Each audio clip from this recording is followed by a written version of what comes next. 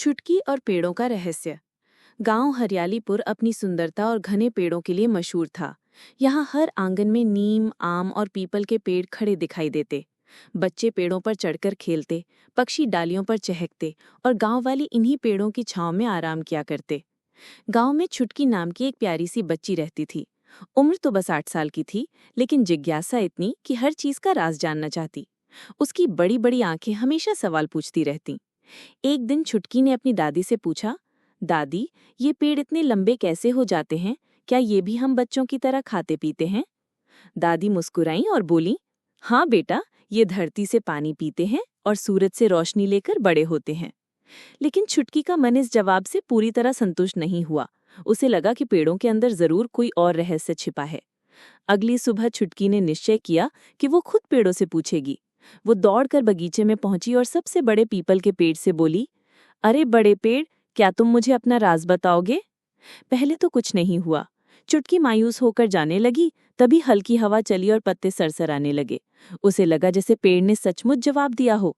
चुटकी और उत्साहित हो गई। उसने तय किया कि रोज यहाँ आकर पेड़ों से बातें करेगी। धीरे धीरे छुटकी का खेल गांव में चर्चा का विषय बन गया। कुछ लोग हंसते, अरे ये बच्ची तो पागल हो जाएगी, पेड़ों से बातें करती है। लेकिन छुटकी पर कोई असर नहीं पड़ा। एक शाम जब सूरज ढल रहा था, छुटकी ने फिर वही सवाल किया, पेड़ भैया, तुम इतने शांत क्यों रहते हो? कभी बोलते क्यों नहीं? इस बार उसे पत्तों की सरसराहट के बीच धीमी सी आवाज सुनाई दी, हम बोलते हैं बच्ची, लेकिन हमें सुनने वाला कोई चाहिए। चुटकी चौंक गई, उसकी आंखें चमक उठीं। ओह, तो मैं सुन सकती हूँ? पेड़ ने कहा, हाँ, तुम सुन सकती हो क्योंकि तुम्हारा मन साफ है और तुम सच्चे दिल से पूछती हो। अब तो छुटकी रोज घंटों पेड़ों से बातें करती। वो उनसे पूछती, तुम्हें सबसे अच्छा क्या लगता है? पेड़ हंसकर कहते, हमें बारिश सबसे प्यारी लगती है। वो पूछती, तुम्हें दुख किस बात का होता है?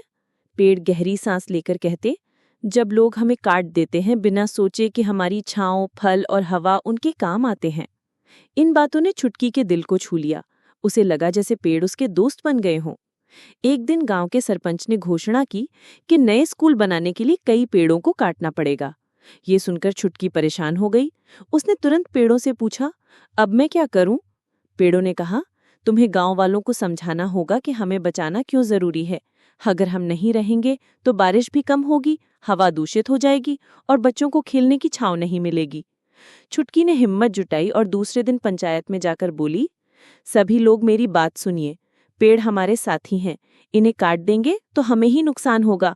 आप चाहें स्कूल बनाएं, लेकिन बिना पेड़ों को काटे कोई और जगह ढूंढ लीजिए।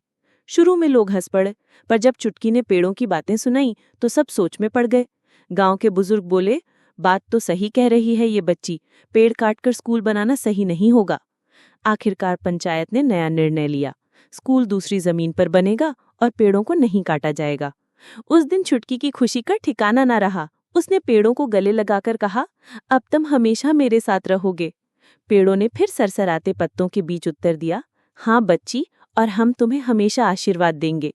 गांव वालों ने भी उस दिन से तय कर लिया कि वो पेड़ों का ख्याल रखेंगे। धीरे धीरे चुटकी को सब पेड़ों की दोस्त कहने लगे और चुटकी को गर्व था कि उसने अपने छोटे से मन से पूरे गांव को एक बड़ा सबक सिखा दिया। अगर आपको हमारी वीडियो पसंद आए तो लाइक और सब्सक्राइब करना ना भूलें। धन्यवाद।